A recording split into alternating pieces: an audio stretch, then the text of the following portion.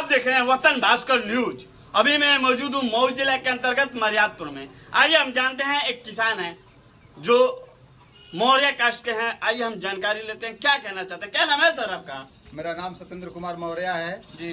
और मैं एक मध्यम कद का किसान हूँ जी। और मैं इस किसानों की बुरी दशा पर कुछ कहना चाहता हूँ कि सरकार जो है इस राज्य को या इस गांव को सूखा राहत में डाले ताकि किसानों का भला हो सके। किसान जो है अपने घर की पूंजी लगा कर खेती कर रहा है और खेती सूख जा रही है और वर्षा का कोई नामो निशान नहीं है। जी।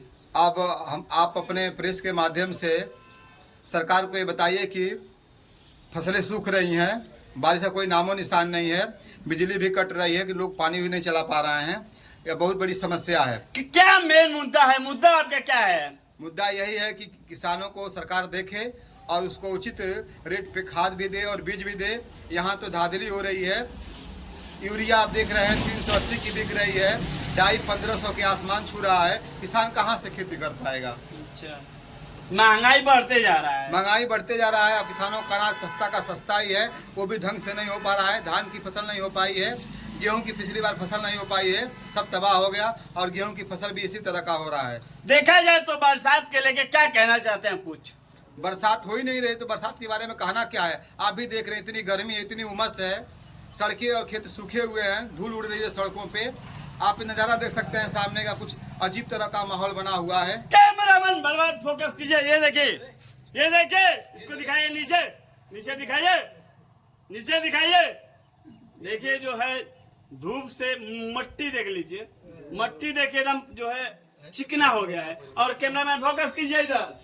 और देखा जाए सर जी, खेती की बात हो गई। अब देखा जाए तो जो है तमाम खादें चल रही हैं, इसके लिए क्या कहना चाहते हैं?